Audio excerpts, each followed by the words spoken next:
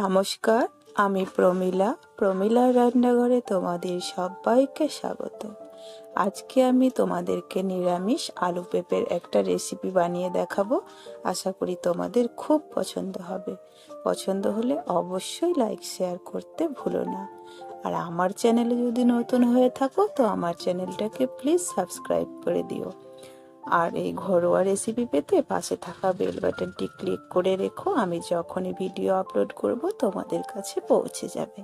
চলো দেরি না করে শুরু করি আমার আজকের রেসিপি।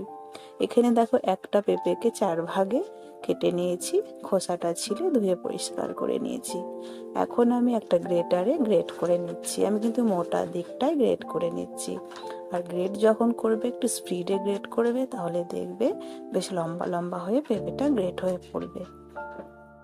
তোমরা দেখতে পাচ্ছ আমি কিন্তু একটু স্পিডে গ্রেট করছি। দেখো কত সুন্দর একটু লম্বা লম্বা হয়ে গ্রেট হয়ে যাচ্ছে।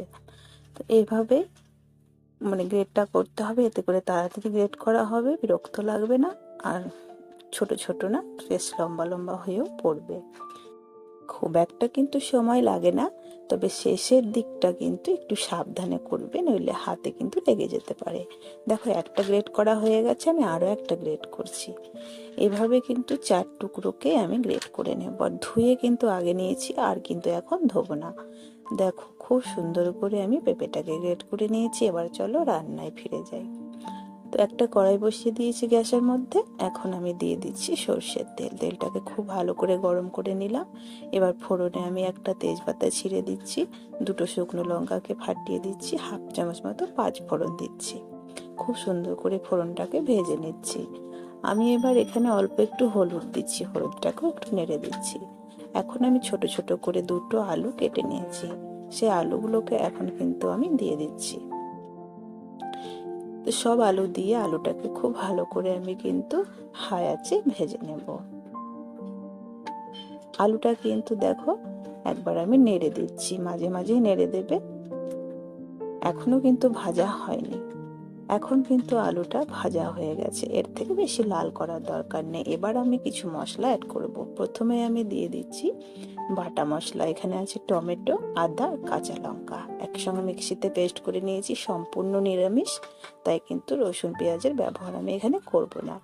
আদা, কাঁচা লঙ্কা, আদা টমেটোর কিন্তু আমি কাঁচা গন্ধটা মেরে নেব।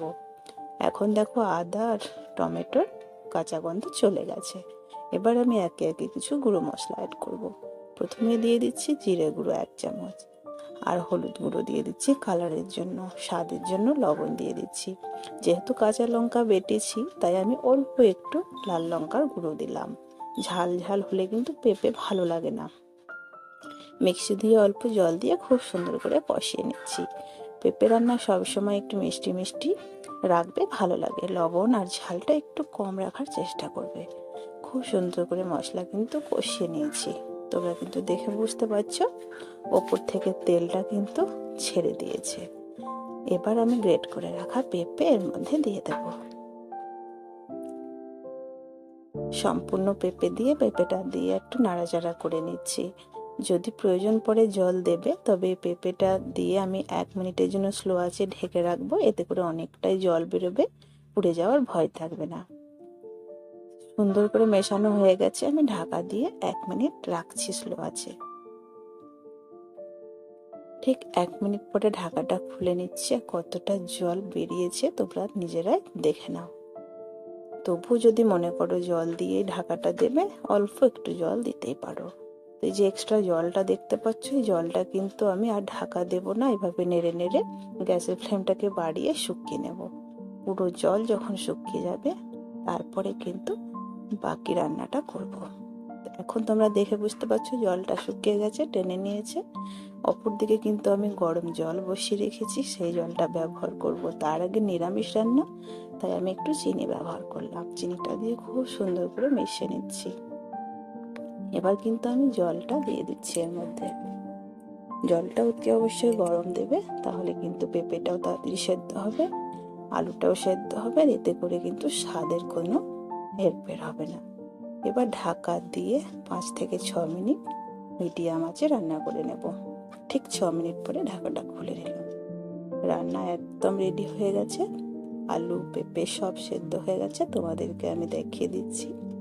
তো এইভাবেই রান্নাটা করে নেবে। আশা করি তোমাদের ভালো লাগলো। ভালো লাগলে আবারও বলছি লাইক শেয়ার করো।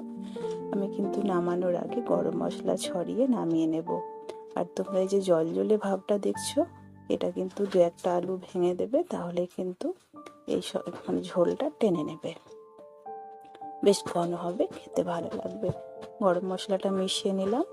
এবার কিন্তু গ্যাস বন্ধ করে আমি কয়েক সেকেন্ডের জন্য ঢাকা দিয়ে রেখে দিলাম। কিছুক্ষণ পরে আমি ঢাকাটা খুলে এবার অন্য পাত্রে নামিয়ে নিচ্ছি। তো এভাবেই তোমরা আলু পেঁপে রান্না করে বাড়ির সকলকে খাওয়াবে। আশা করি সবার পছন্দ হবে। একটু অন্যরকম, অন্য কিন্তু স্বাদ। তো আশা করি তোমাদের ভালো লাগলো। আজকে এ পর্যন্তই, দেখা হবে পরের পর্বে। ভালো থেকো।